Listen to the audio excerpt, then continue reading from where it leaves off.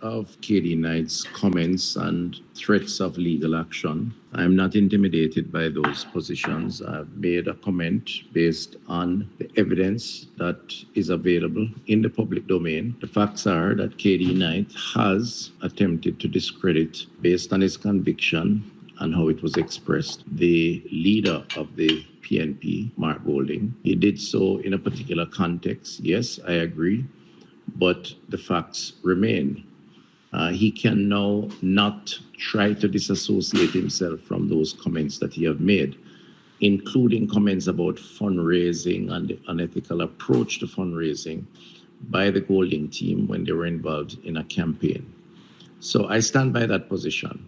I've always known K.D.Knight to be a man who expresses himself and has no fear or favor in expressing himself.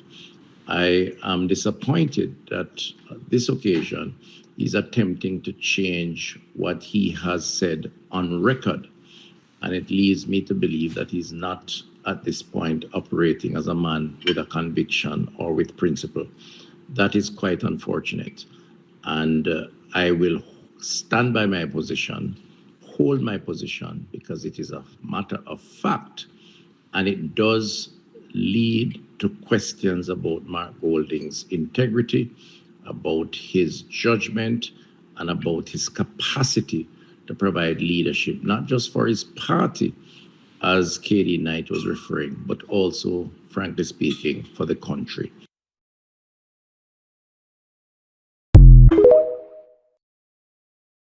Idiot. You have to face reality. I'm going to be brutally frank. See the 2020 election, apart from COVID, PNP sabotaged PNP in order to sabotage Peter Phillips. I heard in my 2 years from a high-ranking PNP that the only party leader who will never become Prime Minister is Peter Phillips. And that came out of the events of 2019. PNP sabotaged PNP in order to sabotage Peter Phillips. When I asked for the identification, you see, if we know we can either act single, arrange some kind of dialogue, or act collectively, but some kind of action could be put in place. And, you know, we have Operation Restoration. So I'm not asking to embarrass or anything like that. No sinister motive. It is just to see how there can be a repair job. Because I'm a man who, in the final analysis, I feel that if you say some things and no action follow, saying it is empty. You understand? I'm a man who believes that you have to take action. Some action can be singular, some action must be collective. So that was my reason for asking about these, you know. And as you know, me like action. Me like action. Idiot. You have to face reality. You have to face reality.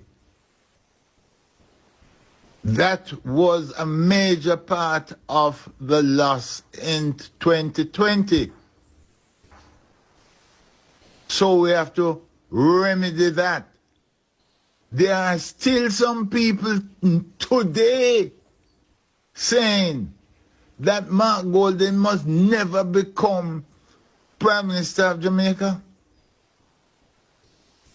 These realities must be faced. These are realities. These are realities. And they cause disunity.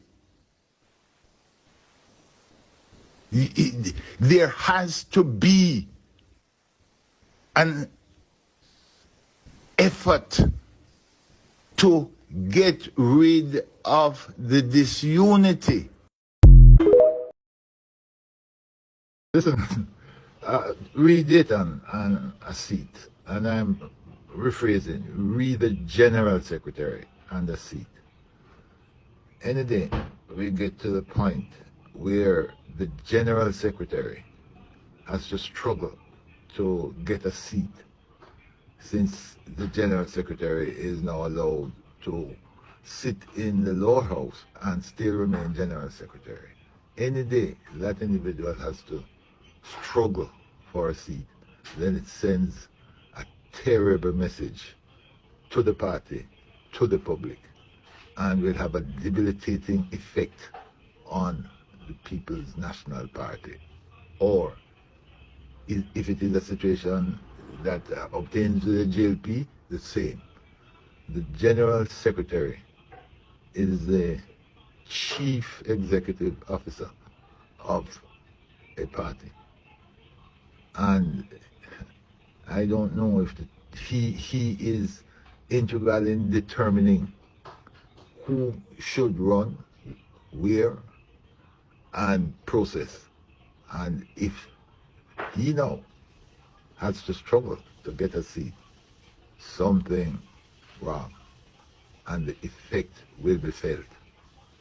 So we have to be careful how we are proceeding in East Westmoreland. All right, Jensek, just one question on this medium to you. Why do you prefer East Westmoreland to North West Center? You can't come home with late and me tell her that. You can't. No matter who you have against you, if you don't have local supporters and you don't have Dr. Hall supporters, you can't win. You can't win. If you don't have background supporters, you can't win. We're not going to You can't win. clean up.